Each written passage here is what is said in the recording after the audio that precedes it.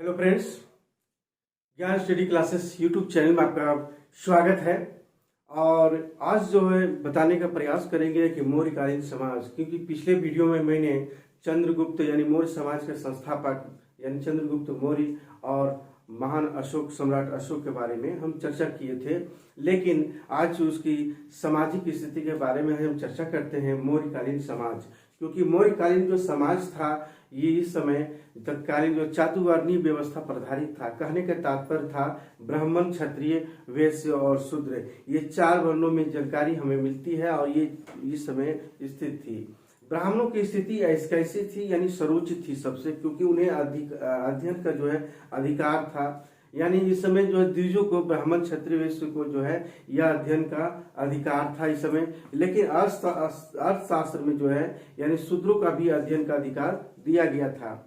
इस समय समाज में कैसी व्यवस्था थी? विवाह की 8 प्रकार की जो पद्धतियां प्रचलित थी, ये 8 प्रकार की जो पद्धतियां जो था वह हमारा प्रारंभ हो चुकी थी उत्तर वैदिक काल में ही। और एक और था कि हमारा अनुलोम और प्रतिलोम विवाह, यानी इस समय जो हमारा जो है समाज कैसी थी? समाज चातुवर्ण व्यवस्था पर, यानी चातुवर्ण व्यवस्था पर जो है आधारित थी हमारा समाज मौर्यकालीन। तो मौर्यकालीन समाज जो है हमारा इसमें किस आधार पर थी? यानी हमारा इसमें विवाह जो होती थी वह विवाह कैसे होती थी? विवाह जो है 8 प्रकार की पद्धतियां जो है प्रचलित थी, जिसमें आर्ष विवाह, ब्रह्म विवाह, ये जितने भी हैं, तो ये विवाह भी होती थी। लेकिन एक अनुलोम विवाह है, एक अनुलोम विवाह और एक जो है प्रतिलोम विवाह। यानी अनुलोम विवाह का मतलब क्या है? अनुलोम मतलब उच्च वर्ग के पुरुष और निम्न वर्ग के लड़कियों से जो विवाह होती है उसे अनुलोम कहते हैं। उसी प्रकार जो प्रतिलोम किसे कहते हैं? जो उच्च वर्ग के कन्या या लड़की हो और निम्न वर्ग का जो है लड़के हो, तो इस तरह से वह प्रतिलोम विवाह कहा जाता है। इस समय अनुलोम विवाह, प्रतिलोम विवाह बहुत ही अधिक हो रही थी। इस समय समाज का जो ब्राह्मण, क्षत्रिय, वैश्य का जो जातियों का जो विभाजन है इसमें बहुत ही अधिक हो रही थी। इस समय से लेकर जो है यानी मौर्योत्तर कालों तक जो है काफी प्रचलित रहा अनुलोम और प्रतिलोम विवाह। तो इस विवाह के कारण जो है वर्ण संकर जातियां भी कई कई रूपों में बंटना लगा, जैसे ब्राह्मण और क्षत्रिय की लड़कियां और क्षत्रिय की जो है वैश्य के साथ जो है, इस तरह से देखते हैं कि सभी जो है विवाह के कारण वर्ण संकर यानी जातियां में विभाजित होने लगी और कई जातियों में जो विभाजित होने लगी थी। इसमें शिल्प जो विशेषज्ञता, अगर हम देखते हैं इसमें शिल्प और विशेषज्ञता के कारण क्या है, नवीन जातियों को उदय हुआ था। यानी इस समय क्या था, यानी शिल्प की जो विशेषज्ञता, यानी कोई भी किसी भी शिल्प विशेषज्ञता, यानी शिल्प विशेषज्ञता के कारण, कहने का तात्पर्य किसी भी कार्य में जो है सबसे वो निपुण हो जाए, विशेषज्ञता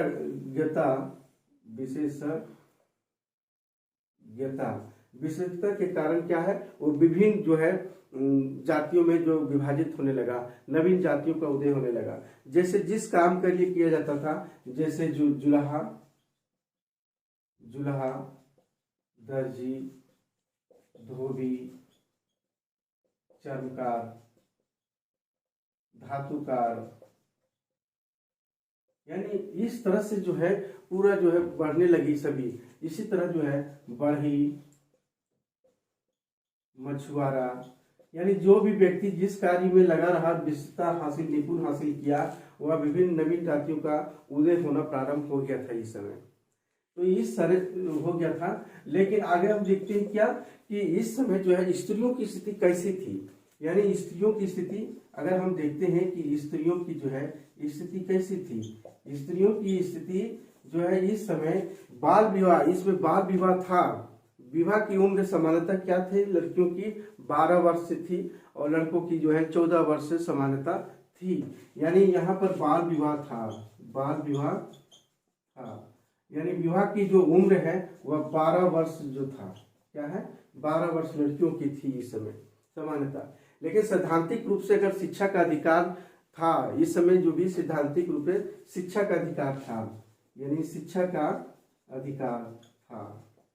लेकिन लेकिन शिक्षा का अधिकार था, लेकिन इसमें क्या था, व्यवहारिक रूप से नहीं, व्यवहारिक रूप से कभी स्थान इसका नहीं दिया गया।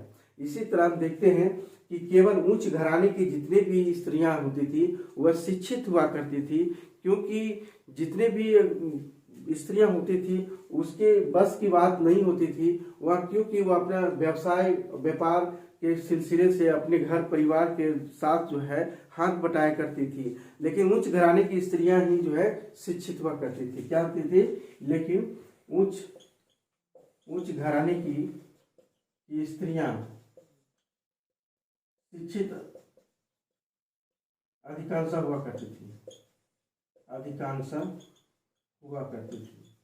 तो इस तरह से जो है ये उच्च वर्ग की जो है की रहती थी। लेकिन हम देखते हैं कि स्त्रियों में प्रशासन में भी जो है उसे स्थान दिया गया, यानी प्रशासन में दिया गया, यानी प्रशासन में स्त्रियों को क्या किया, प्रशासन में स्थान दिया गया। क्यों, क्योंकि यह अंगरक्षिका के रूप में भी रहने लगे, क्योंकि राजा का जो है अंगरक्षिका का रूप में कार्य करने का अवसर भी मिलने लगा था। इस समय सबसे बड़ी बात है कि इसमें कन्या का जन्म, जो लड़कियों का जन्म अच्छा नहीं माना जाता था, ये भी बात था। मेगास्थनीज क्या कहते हैं कि स्त्रियां शिक्षित थी और प्रशासन कार्य करती थी। मेगास्थनीज क्या कहते हैं कि स्त्रियां शिक्षित थी और प्रशासन का कार्य करती थी। धर्मशास्त्र के अनुसार क्या कहता है कि स्त्रियों की प्रमुख कार्य क्या था, संतान उत्पत्ति करना और पति की सेवा करना। ये दोनों मेगास्थनीज क्या कहता है, मेगास्थनीज कहता है यही कि जो है स्त्रियां शिक्षित थी। स्त्रियां क्या थी, शिक्षित थी और प्रशासन का कार्य देखती थी।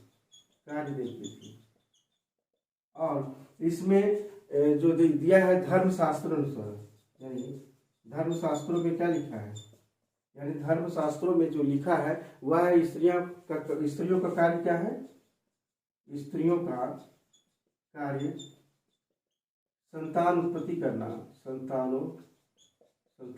करना और पति की सेवा करना। यही जो धर्मशास्त्र में ये लिखा गया है। तो इस तरह से हम देखते हैं कि इस समय जो है पुनर्विवाह भी हुआ करता था। क्या था, पुनर्विवाह जो है, यानी पुनर्विवाह होता था, क्योंकि पुनर्विवाह में ऐसी व्यवस्था थी कि जो है अगर पति की मृत्यु हो जाए तो पुनर्विवाह जो उसका होती थी, जिसको बोलते हैं हम लोग विधवा विवाह, यानी विधवा विवाह भी होती थी। इस समय जो है नियोग प्रथा प्रचलित थी। नियोग प्रथा हमारा उत्तर वैदिक काल से चली आ रही थी और ये मौर्य काल तक थी। नियोग प्रथा यानी किसी भी पति की मृत्यु हो जाए उसके छोटे भाई के साथ संतान उत्पत्ति करना, और छोटे भाई के साथ संतान उत्पत्ति करना, वह है नियोग प्रथा। लेकिन अर्थशास्त्र में इसकी क्या की गई है, आलोचना की गई है। अर्थशास्त्र में इसकी घोर निंदा की गई है कि नियोग प्रथा का। यहाँ नियोग प्रथा था, क्या था, नियोग प्रथा थी, लेकिन अर्थशास्त्र में जो है, अर्थशास्त्र में इसका निंदा किया गया है, निंदा या आलोचना किया गया है इसमें। तो इस तरह से देखते हैं कि इसमें सती प्रथा तो था ही नहीं, क्योंकि यहाँ पर क्या था, सती प्रथा नहीं था इसमें। और इसमें एक और देखते हैं कि इसमें जो है पर्दा प्रथा भी नहीं था। इसमें क्या है, पर्दा, यानी हम देखते हैं पर्दा प्रथा भी नहीं था, इस समय प्रचलित नहीं हुआ था पर्दा प्रथा, और न ही सती प्रथा प्रचलित थी। इस तरह से यहाँ हम देखते हैं वेश्यावृत्ति थी, ऐसा नहीं, यहाँ पर जो है मौर्य काल में वेश्यावृत्ति था, मनोरंजन का साधन भी था, और उसके जो है आर्थिक दृष्टि से वेश्यावृत्ति लोग किया करते थे। विशेष परिस्थितियों में क्या था इसमें, क्योंकि वेश्यावृत्ति में देखते हैं कि बुद्ध के काल में जो आम्रपाली और साल्वंती ऐसे दो नगर वधू थे जो वेश्यावृत्ति थे, महान गणिका थी, जो बहुत ही धनी संपन्न थी वो। तो इसी तरह यह वेश्यावृत्ति मौर्य काल में थी। इसी तरह हम देखते हैं विशेष परिस्थितियों में तलाक की व्यवस्था थी, यानी विशेष परिस्थितियों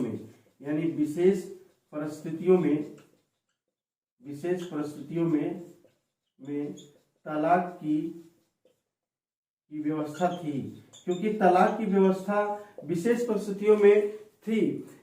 या भी जो है हम देखते हैं, और ये संभव भी था इस समय, क्योंकि ये भी जो विवाहित स्त्रियां जितने भी हैं, अगर वो तलाक की स्थिति हो तो वह न्यायालय में जाकर के, उसके न्यायालय भी हुआ करते थे, तो न्यायालय जो मौर्य काल में थी तो वह न्यायालय में जाकर तलाक की जो है वह ले सकती थी, या किसी कारणवश में।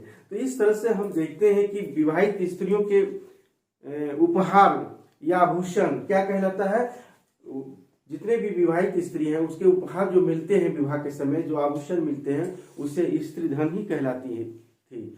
और पति के अत्याचारों के विरुद्ध पत्नी में अगर पति अगर अत्याचार करे तो उसके विरुद्ध जो है पत्नी क्या कर सकता है, न्यायालय में जा सकती है।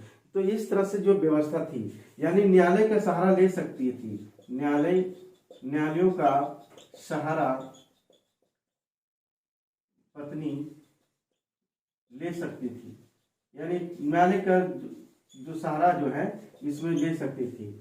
तो इस तरह से जो व्यवस्था थी, आगे हम देखते हैं, तो इस तरह से देखते हैं कि इस समय वेश्यावृत्ति भी थी। क्या थी? वेश्यावृत्ति थी इस समय, क्योंकि गणिकाएं जो अत्यधिक शिक्षित हुआ करती थी, जो गणिकाएं समाज की क्या थी, अभिन्न अंग के रूप में थी ये, क्योंकि ये हम देखते हैं कि राजकीय नियंत्रण में जो है वेश्यावृत्ति होती थी, राजकार्य में जो है, यानी प्रशासन में भी जो है वेश्यावृत्ति कार्य करती थी, यानी उस समय कोई काम संभालती थी। इसीलिए हम गणिकाओं से जो है टैक्स भी लिया जाता था। क्या था? यानी गणिकाओं से भी जो है, गणिकाओं से भी क्या था, टैक्स लिया जाता था, टैक्स लिया जाता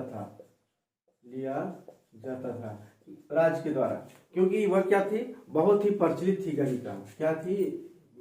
प्रचलित थी। इस समय गणिकाओं का बहुत ही प्रचलित थी, और इसमें थे क्या, शिक्षित भी हुआ करती थी। क्या थी?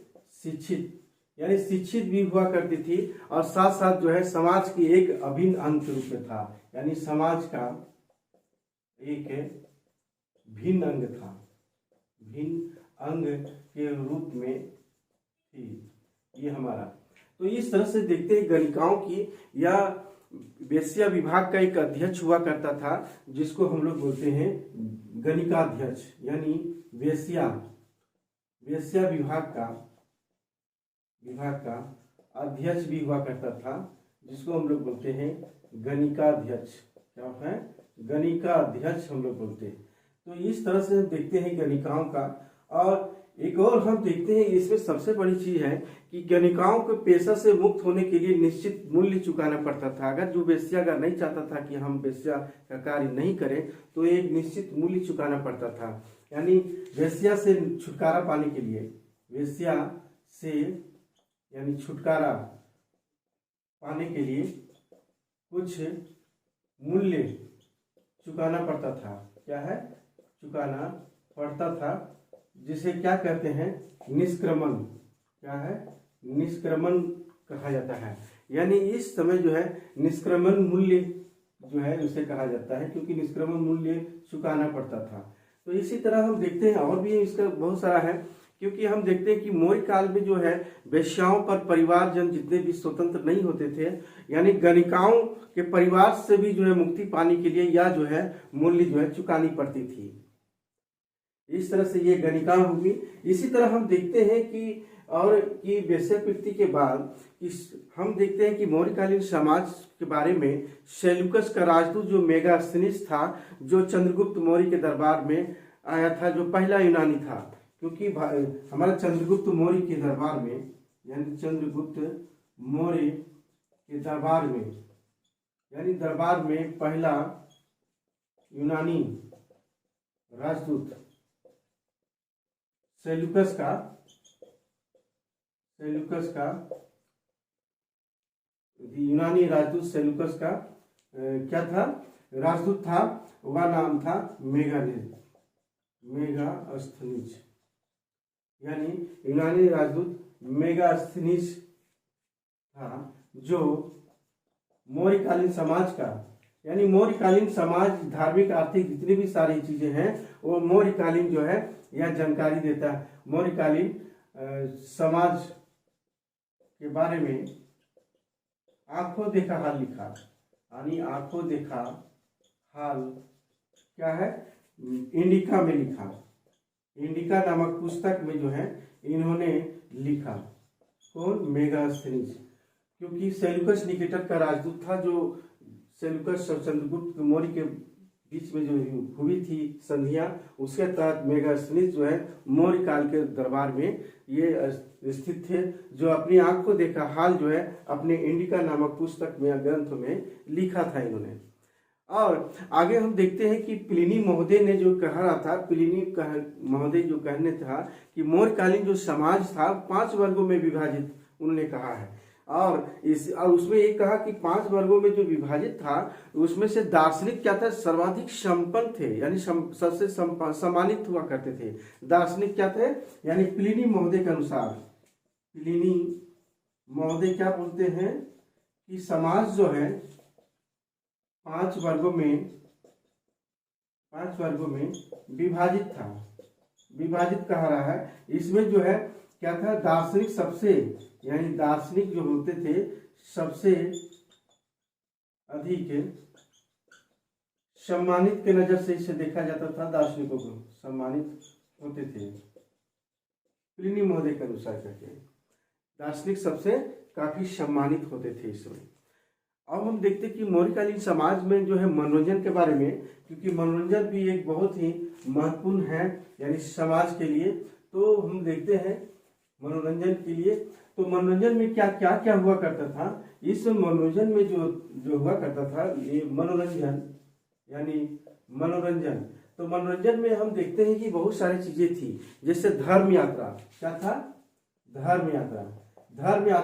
धर्म यात्रा करना भी एक मनोरंजन का साधन के रूप में जाना जाता है।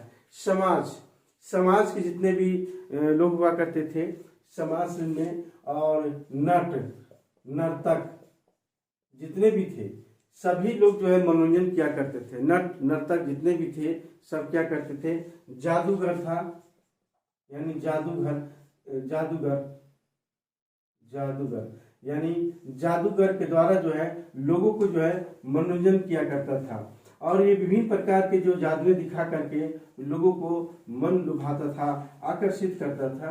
जैसे आज भी जो है आज जादूगर का प्रचलन है, तो ये सब क्या था, मनोरंजन का साधन है समाज के लिए। और हम यहाँ देखते हैं नाटक क्या है, नाटक भी था, विभिन्न प्रकार के नाटकों का रोमांचित करके लोगों को जो मोहित करने, और ये मनोरंजन का साधन था। आज भी हमारे जो है नाटक का खेल होती है। इसी प्रकार हम देखते हैं कि एक प्लावक, ये प्लावक क्या है, यानी प्लावक, तो प्लावक क्या है, ये प्लावक क्या है, रस्सी पर कर्तव्य दिखाने वाला, रस्सी पर कर्तव्य दिखाने वाले को ही प्लावक कहा जाता है। रस्सी पर लटक करके और उसमें जो है विभिन्न प्रकार के जो है कर्तव्य दिखाते हैं। इसके अलावा क्या क्या था इसमें, सपेरा था, अभी भी है सपेरा, मदारी, अभी भी जो प्राचीन काल से जो चली आ रही है, जितने भी मनोरंजन के साधन हैं आज भी हमारे जो है विराजमान है। उसी तरह संगीतज्ञ, आज तो संगीतज्ञ सबसे ज्यादा फेमस है, संगीत के मामले में विभिन्न प्रकार के संगीतज्ञ हैं। तो संगीतज्ञों का जो है लोग जो है मनोरंजन क्या करते थे, ये समय चौपड़ का खेल भी होता था। साथ साथ हम देखते हैं वेश्यावृत्ति भी जो एक मनोरंजन के साधन के रूप में माना जाता था, यानी इत्यादि। तो बहुत सारे जो है ये हमारा मनोरंजन के साधन मौर्यकालीन समाज पर था, और ये मनोरंजन के प्रमुख साधन के रूप में था।